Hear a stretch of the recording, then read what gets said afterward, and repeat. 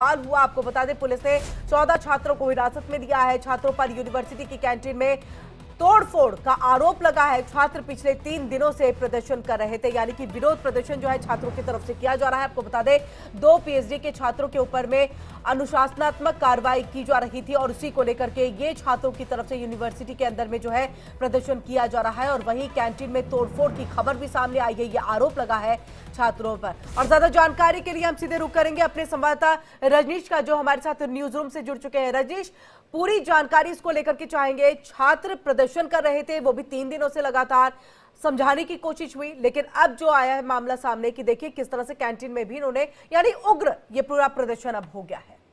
देखिए, इस प्रदर्शन की अगर मैं नींव की बात करूं तो नींव तब रखी गई थी जब सीए एनआरसी का प्रोटेस्ट हुआ था। इसके अलावा जब जामिया में यूनिवर्सिटी के अंदर पुलिस जब अंदर चली गई थी, लाठीचार्ज की बात जो सामने आई थी, इसको लेके जो है वो जामिया के कुछ छात्र हर साल एक बरसी का आयोजन करते थे और इस बार भी ये बरसी 10 दिसंबर 2024 को रखी गई थी। हालांकि इस बरसी को रखने के पीछे जो है वो परमिशन नहीं मिली थी यूनिवर्सिटी प्रशासन के द्वारा, जिसके बाद यूनिवर्सिटी प्रशासन ने उन तमाम लोगों को, उन तमाम छात्रों को, छात्राओं को शो कॉज नोटिस जारी किया था कि आपने बिना परमिशन के ये सारी चीजें क्यों ऑर्गेनाइज की थी। जिसके बाद छात्रों को इस नोटिस का जवाब देना था, लेकिन छात्रों ने इस नोटिस का जवाब नहीं दिया। जिसके बाद यूनिवर्सिटी प्रशासन ने एक बार फिर उनको नोटिस दिया और कहा कि आपके खिलाफ कार्रवाई की जा रही है। उसके बाद ये लोग 10 फरवरी को ये दोबारा जो है वो धरने पर बैठ गए और उसके बाद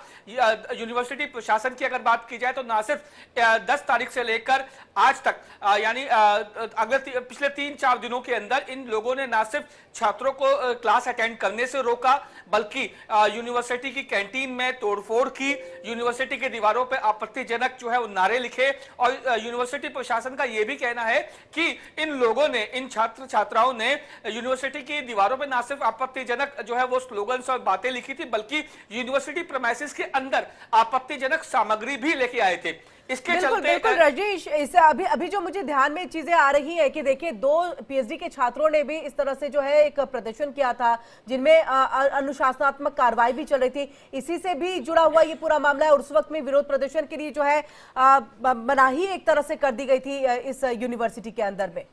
देखिए, बिल्कुल ये वो छात्र उस दौरान भी इस चीज में इन्वॉल्व थे, इसीलिए इस कार्रवाई की बात की गई थी, शो कॉज नोटिस दिया गया था, लेकिन जवाब नहीं दिया गया था। इसके चलते यूनिवर्सिटी प्रशासन ने एक बार फिर नोटिस जारी किया था और जवाब मांगा था। ये कहा था कि आपने अभी तक जवाब नहीं दिया है तो आपके खिलाफ अनुशासनात्मक कार्यवाही जो है वो हम कर रहे हैं। जिसके बाद छात्र छात्राएं जो हैं वो 10 फरवरी को धरने पर जो बैठ गई यूनिवर्सिटी कैंपस के अंदर ही, और पिछले 3-4 दिनों में जैसा मैंने आपको बताया कि इन 3-4 दिनों के अंदर ही यूनिवर्सिटी का जो कामकाज है, चाहे वो एडमिनिस्ट्रेटिव कामकाज है या फिर छात्रों की पढ़ाई से संबंधित जो कामकाज है, उसको बाधित करने की इन लोगों ने कोशिश की। जिसके बाद यूनिवर्सिटी प्रशासन ने खुद जो है वो दिल्ली पुलिस को इन लोगों को डिटेन करके दिया है। जिसके बाद दिल्ली पुलिस ने इन छात्रों को sunlight colony, Kalkaji police station और बदरपुर पुलिस स्टेशन में डिटेन किया हुआ है। पुलिस के जो डीसीपी हैं उनसे मेरी बात हुई तो उन्होंने साफ तौर पे कहा कि अभी इस पूरे मामले को वेरीफाई किया जा रहा है, वेरीफाई करने के बाद आगे की कानूनी कार्रवाई की जाएगी। जी, बहुत बहुत शुक्रिया रजनीश, तमाम जानकारी हम तक यहाँ पर पहुंचाने के लिए। इसी के साथ 14 छात्रों को हिरासत में लिया गया है।